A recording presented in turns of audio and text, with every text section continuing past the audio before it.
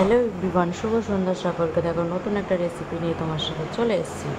সেটা হলো পনির চানা। তো দেখো আমি তেল গরম করে পনিরটাকে ভাজতে শুরু করে দিয়েছি, ভেজে তুলে নেবো, অল্পই ভাজবো। তো আমি শেষ পর্যন্ত ভেজে তুলে নিয়েছি পনিরটাকে, দিয়ে আবার একটুখানি তেল ওতে অ্যাড করে দিলাম, দিয়ে ফোড়ন দেবো হচ্ছে তেজপাতা আর সাদা জিরে। যেহেতু তোমাদের দাদাভাই এই গোটা গরম মশলা খেতে পছন্দ করে না, ওর জন্য রান্নাতে অ্যাভয়েড করে গেছি। তো দেখো আমি বেটে রাখা পেঁয়াজ বাটা ছিল, পেঁয়াজ বেটেছি। আর যে মশলাটা দিলাম ওতে কাঁচা লঙ্কা, জিরে, আদা, রসুন পেস্ট করা ছিল। আর তার সাথে পরিমাণ মতন হলুদ, লঙ্কার গুঁড়ো, ধনে গুঁড়ো, আর কুচিয়ে রাখা কুচি কুচি করে টমেটো দিয়ে ওটাকে ভালো করে নেড়ে নেবো। নেড়ে আমি কিন্তু এই রান্নাটা অল্প তেলেই রান্না করেছি, তোমরা দেখলে বুঝতে পারবে। আর পরিমাণ মতন স্বাদ মতন লবণ দিয়ে দেবো।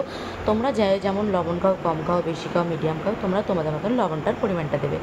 তো দেখো এবার ফাটিয়ে রাখা টক দই ছিল, সেই টক দইটা ওর সাথে অ্যাড করে দিয়েছি, দিয়ে আস্তে ফ্লেমে ওটাকে নাড়াচাড়া করেছি। তো দেখো আস্তে আস্তে ওটা থেকে তেল একটু বেরিয়ে আসতে তেল ছেড়েছে, সেই আন্দাজে আমি এবার ওই যে ঘুগনির মটরটা ছিল, যে চানার মটরটা, ওটাই অ্যাড করে দিয়েছি, দিয়ে আস্তে আস্তে নাড়লাম। তখন গ্যাস জোরেই করে দিয়েছি। দিয়ে তোমরা যদি চিনি খাও, অনেকে খায় না, অনেকে খায়, তো আমি খাই বলে আমি আমার স্বাদ মতন চিনি দিয়ে দিয়েছি। আর আমি গরম জল করে রেখেছিলাম, সেই গরম জলটাই ওতে অ্যাড করে দিয়েছি। গরম জলটা দিলে কি ভালো হয়। তো দেখো বাড়ি থেকেও আছেন, দেখো ঘুঘু ডাক এসেছে তরকারিতে। আর পনিরটা দেওয়া তোমাদেরকে দেখানো হলো না, সরি তার জন্য। তো সবার লাস্টে কসুরি মেথি দিয়ে নামালাম। যদি ভিডিওটা তোমাদের সকলের ভালো লেগে থাকে, প্লিজ লাইক কমেন্ট করো আর আমার পাশে থেকো।